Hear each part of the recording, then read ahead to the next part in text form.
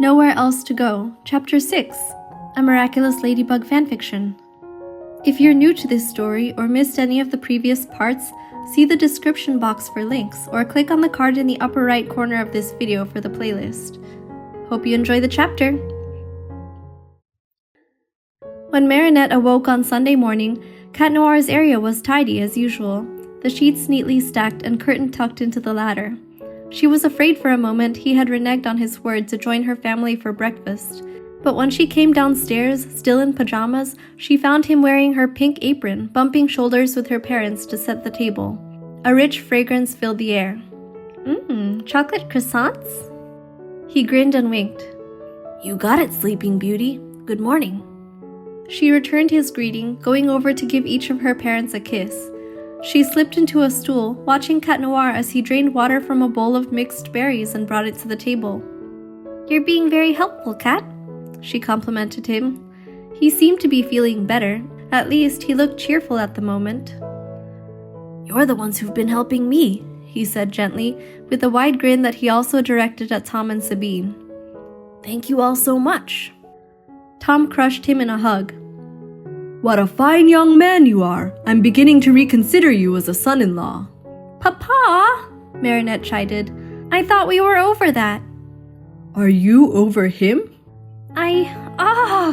Marinette sighed in frustration, unable to simply deny that she ever had feelings for Cat Noir.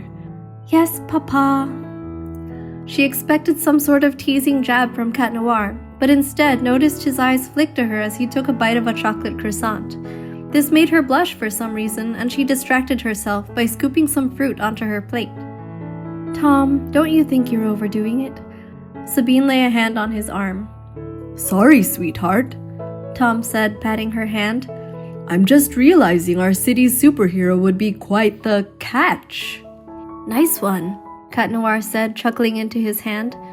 Papa, we are not getting married, Marinette huffed. Let's just eat breakfast. These croissants are delicious, Mr. Dupin, Cat Noir commented, changing the topic.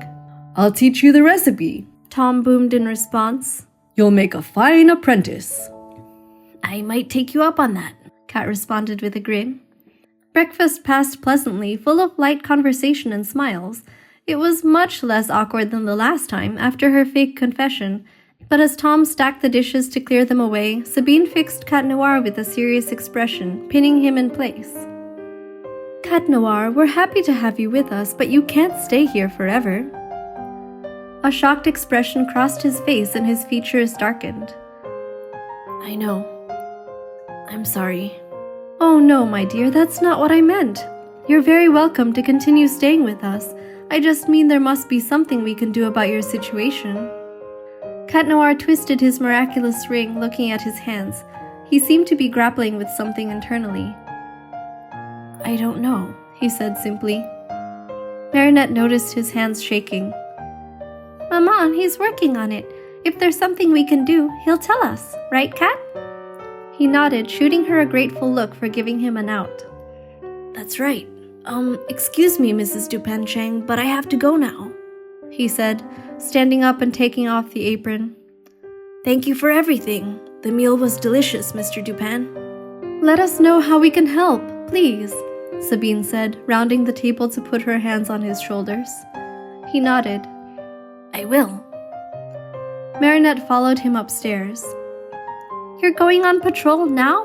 She asked as they entered her room. But it's raining. So? You'll get sick. I'll be fine.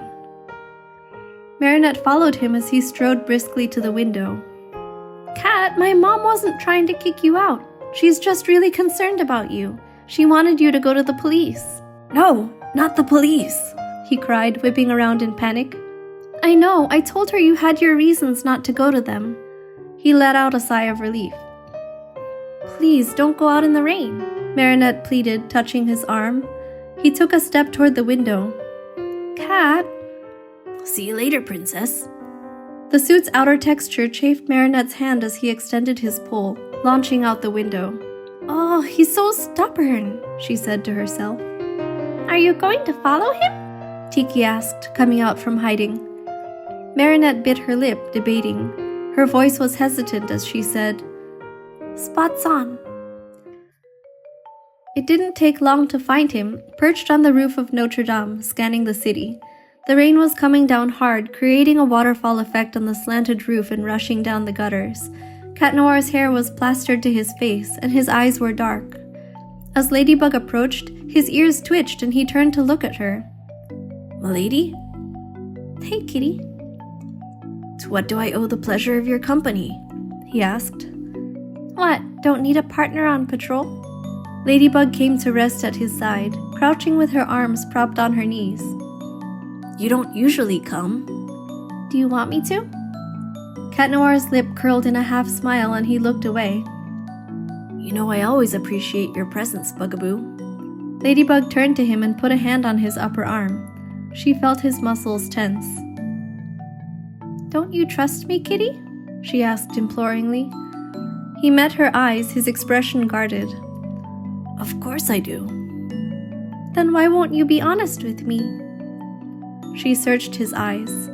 He matched her gaze but didn't say anything for a long time. The rain had nudged one lock of hair into his eyes and Ladybug tucked it to the side.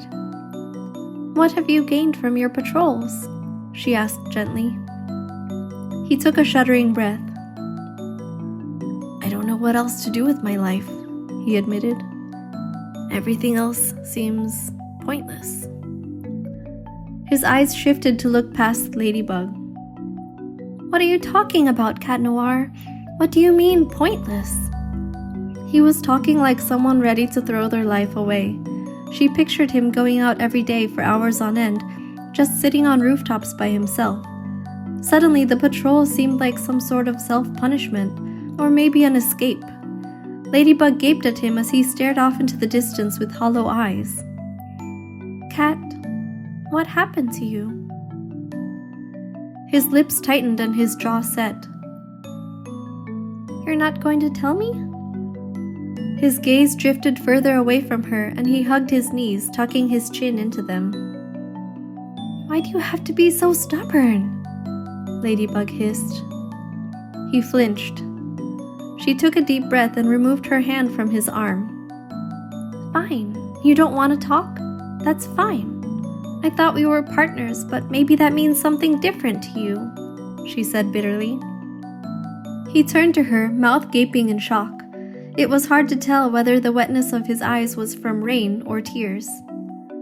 "Ladybug, that's not... I just..." He sighed, having trouble with his words. "Maybe next time," she muttered. She couldn't stay here with him. It was all getting to her. Anxiety about him, frustration with his reticence, betrayal from the fact that he wouldn't tell her a thing even as Ladybug. He had put his life on the line for her before. He said he was in love with her. She would have thought that meant he cared about her enough to let her share the burden of his troubles. If he thought he was being considerate by not telling her, didn't he know it was worse to be shut out? The very thought made the bubbling anxiety and frustration turn into anger in her heart. She didn't want to be angry with him, but she couldn't take this anymore. And she was worried that if she stayed, she would say things more hurtful. She took a deep breath and gave one last try. "Cat Noir, I care about you. You don't have to go through this alone. Can you please talk to me?" He didn't answer. "If you're holding back because of your identity, then you don't have to give any details, of course. Please, kitty." "I'm sorry, Albie," was all he said. Hurt welled up in Ladybug's chest. "Fine," she said, pulling her yo-yo off her hip. "Come find me when you get over yourself." "Ladybug, wait!" His voice followed her as she bounded away, but she had already made up her mind to leave. De-transforming in her room brought back her dry pajamas, but her hair was still sopping wet. She took a warm shower and settled into a complex sewing project to distract herself. She knew she would see him again in a few hours, but she didn't feel like thinking about him right now. By the time Cat Noir returned, it was again late. She hadn't been expecting anything different, so she didn't say anything this time. The rain hadn't relented all day and wasn't supposed to until morning.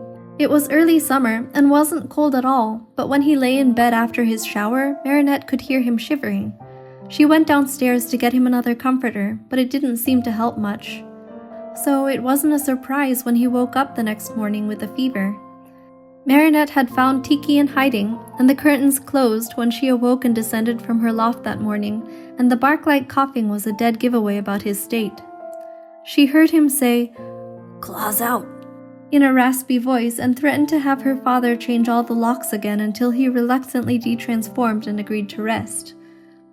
"My immune system's pretty lame," he grumbled when Marinette came in, eyes closed, to feel his forehead and bring him some medicine with a cup of water. "So I guess rain is your kryptonite, huh?" "I guess." "I told you not to go out, dumb kitty," she said with a hint of irritation. She was still frustrated with him, but didn't have the heart to be angry when he was sick. She did her best to shoot him a playful scowl with her eyes closed. This made Cat Noir bark out a laugh. "I'm over here, princess." She took the spoon from him once he had downed the medicine and felt her way back out of the tent. "I have to go to school, okay?" she said toward the curtain.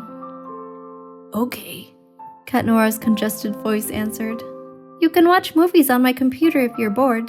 There's no password."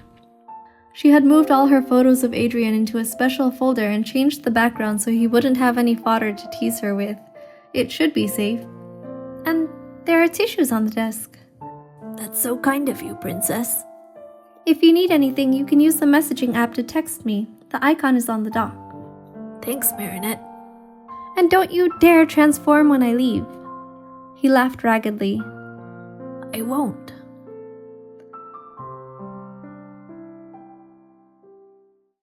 Marinette had been worrying about Adrien over the weekend and was looking forward to seeing him more than usual. So she couldn't hide her disappointment when she came into class and found his seat empty. Sliding into the bench she shared with Alia, she jabbed Nino. "Where's Adrien?" "I don't know, dude. Broken phone, remember?" Marinette frowned. "I'm gonna take notes for him and drop them off at his house later." If she was lucky, maybe she could check on him too. Doubtful though, she'd probably just get a face full of that creepy camera at best. "Go for it. Your handwriting's way better than mine." "Oh, yeah," Marinette said, remembering. "Did you ever get to talk to him about whatever is going on?" "Nah, dude. Haven't seen him since Friday." Marinette bit her lip, worried. The only detour Marinette made after school was to drop off the notes for Adrien. As expected, she was asked to insert them in the transfer box as usual, so she couldn't get any information on why he hadn't been in school. Sick, maybe? Just in case, she emailed him to let him know Natalie had the notes and ask if he was okay. Other than that, she went straight home to check on Cat Noir. She grabbed a spoon and a couple of clementines from the kitchen and filled a glass of water before going upstairs. He was asleep. To Marinette's surprise, the black cat Kwame lazily phased through the curtains of the tent, little arms crossed to look at her with slit-like eyes. "This isn't the first time we've met," he drawled. "I heard you on the first night," Marinette huffed. "I'm not supposed to know about you. You should be more careful." Plag dismissed her warning with a flippant wave of his paw. "Look, kid, my master is stubborn, but he needs help." "I know that," Marinette muttered. "I'm trying, but he won't open up." "He needs to tell you what he knows, but he's insisting on playing the denial game for as long as he can." "What does he know? What happened?" Marinette pressed the Kwame. "Can't you tell me?" "We aren't supposed to meddle in human affairs," Plag said, flipping a loop in the air before diving back through the curtain into the tent. Marinette growled in frustration. Half an hour later, a hacking fit let Marinette know that Cat Noir had awoken. He sounded bad. "Hey Cat, I'm up here," she let him know. Since she didn't have the chaise longue or access to her desk anymore, she was lying on her belly in bed doing homework on her tablet. "How are you feeling?" "Worse," he croaked. "You didn't take any medicine while I was out, did you?" "Nope." "That's why. I put a spoon on the ladder for you to take another dose." She heard shifting below and assumed he was retrieving her little gifts from the step. Water, clementines, and a spoon. The medicine bottle was already in the tent. She heard him drinking and the tap of him setting down the glass. After a few moments, he whined, "I feel miserable." This made Marinette laugh. "Honestly, Kitty, I know you've been feeling terrible this whole week, but you don't utter a single word of complaint until you get a silly cold." She did find it funny, but her words might have come out a little bitter, mostly because she'd spent every day feeling anxious for him to open up to her. "I guess my body's just frail," he admitted, some humor in his voice. "Are you really a superhero?" "Right now? Nope." The reminder that he was a civilian right now and that she had no idea who was under her bed made Marinette feel a little weird. "Cat Noir, it won't just be your body that's sick if you don't talk about what's happening to you," Marinette insisted, getting serious. Cat Noir coughed and blew his nose, but didn't respond. "I understand if you can't talk to me, but why not Ladybug?" He still didn't respond, and it sounded like the coughing and sniffling was getting bad until Marinette realized he was crying and choking on the coughs that were aggravated by the tears. "Oh, Kitty," she sighed and came down the ladder. "I won't look, but can I give you a hug?" He didn't give an answer, but she had decided he needed the hug, so she came in anyway, feeling her way to the chaise longue with her eyes shut. He was curled up and wrapped in a blanket. Marinette curled behind him, wrapping her arms around him tightly. She couldn't tell him everything would be okay. She didn't know. So she just hugged him silently, running fingers through his hair until he calmed down. She felt him shift, heard him blow his nose on a tissue. "Why don't you want to talk to Ladybug?" Marinette asked gently. Marinette didn't expect him to answer her question, but he did after a few moments. "My life is all messed up right now. Both lives, civilian and superhero. She's like the only constant. If I tell her, it'll all be real and I'll have to deal with everything. And I don't know what's going to happen to me. I guess I'm scared." He was running away. It was childish, but Marinette understood well enough not to be angry anymore. At least he was starting to open up to her. "I'm sorry, Kitty, but whether you tell people or not, it's already real, isn't it? And if it's something important, isn't it better to say something sooner rather than later? Especially if it affects other people." He nodded reluctantly. "You have a responsibility," she reminded him gently. "Okay," he said finally, sounding miserable. "I'll talk to her." "Good." "You must think I'm pathetic." "Of course not. I think you're human." "Marinette." "Yes?" "Thanks for being so nice to me." Marinette smiled and squeezed him. "This is what friends do, silly cat." "I'm your friend?" "Of course." This seemed to cheer him up a bit. "Friends watch movies together too, right?" Marinette laughed. "I can't watch a movie with my eyes closed, but if you want, you can watch down here, and I'll watch the same movie on my phone in my bed." "I could just transform." "That doesn't seem very comfy." "You're right. Pajamas are more comfy. Anyway, I'm all wrapped up in blankets so you can't see anything." "I'd still be able to see your face." "Not if I make a Dementor hood." "As long as you don't try to suck my happiness out." "If I haven't succeeded in doing that this whole week, I think you'll be fine." "Okay, then." Marinette ruffled his hair and got up. "Okay, as in yes? Movie time?" He sounded excited. The placement of objects in Marinette's room was very familiar even with her eyes closed, so she maneuvered her way to her computer with ease and jiggled the mouse to wake it up. She angled the screen slightly away from Cat Noir to avoid seeing his reflection and opened her eyes. "Yes, Kitty, fix yourself while I set up the movie. What do you want to watch?" "Iron Man?" "What, you don't get enough of superheroing in your everyday life?" "Maybe I just need inspiration. I'm in a bit of a slump." "Iron Man it is, then." Marinette had all the Marvel movies saved, so there was no need to track down and download a file. She opened it. "Safe to turn around?" Yeah, Are you sure? I'm literally wrapped up like a mummy. His voice did sound muffled. As Marinette turned, eyes open, she felt a thrill run through her, and a series of thoughts flitted through her mind. She realized she was being reckless. She didn't know how the Kwame magic worked, but if it was magic that hid their identities, it might not work without the Miraculous activated. But what were the chances that she actually knew Cat Noir without the mask? He'd just be another random boy, and it's not like he was going to tell her his name or any information about him. Even as she rationalized it to herself, she felt a stab of regret, anticipating that she might have just made a stupid decision. And she realized the way she saw Cat Noir had changed, almost imperceptibly, if she was comfortable enough with him to do this. What was this boy doing to her? Her anxieties were in vain, though. The boy in front of her was completely swaddled in blankets. Only his vibrant green eyes were visible. It was a bit ironic how the only part uncovered now was the part the mask usually covered, and although his eyes looked normal instead of those iridescent cat eyes, she still couldn't recognize him as anyone she knew. "Your eyes are prettier than mine," Marinette observed. "How is that fair?" Well, I don't know about that, Cat returned. The corners of his eyes crinkled with a smile. He coughed into the fabric bunched around his mouth.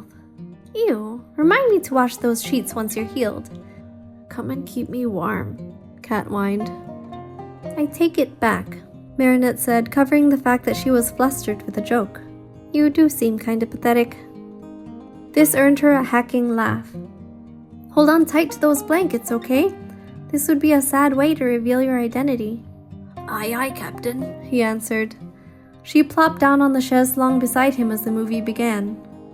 "You better not get me sick." The blanket's absorbing all the germs. Halfway through the movie, he fell asleep. The blankets had begun to slightly droop, and Marinette nervously pulled them back into place. It seemed wiser to leave him on the chaise to sleep alone, so she began to extract herself when he stirred. "You're leaving?" he mumbled. Yes? You fell asleep." "Everything hurts." Poor kitty. The blankets were still falling as he was too sleepy to pay attention to them, so she shut her eyes. "I'm gonna get you some soup, okay?" "I don't need food, I only need you." "I think you're delirious." "Please." He rolled over and hid his face in the blankets. "I'll hide, but having you here helped," he said very quietly. Marinette tenderly watched his back rising and falling with labored breaths, occasionally punctuated with coughs. Today felt like a small victory. He had joked with her and was opening up to her both as Ladybug and Marinette. It was progress. She smiled and reached out a hand to rub his back. "I'm glad," she murmured, unsure if he heard her. He seemed to have fallen asleep again. She stayed for a little longer, rubbing his back, until she was pretty sure he was deeply asleep. She never thought her partnership with Cat Noir would involve all this, but she didn't begrudge it, not at all. Feeling affection toward her currently unmasked counterpart that was a bit new in her chest, she paused the movie and went downstairs to make him some soup. Thank you for listening to Chapter 6 of Nowhere Else to Go. What did you think? Let me know in the comments or leave a like to show your support. The next part is coming soon, so make sure to subscribe for notifications. Until next time!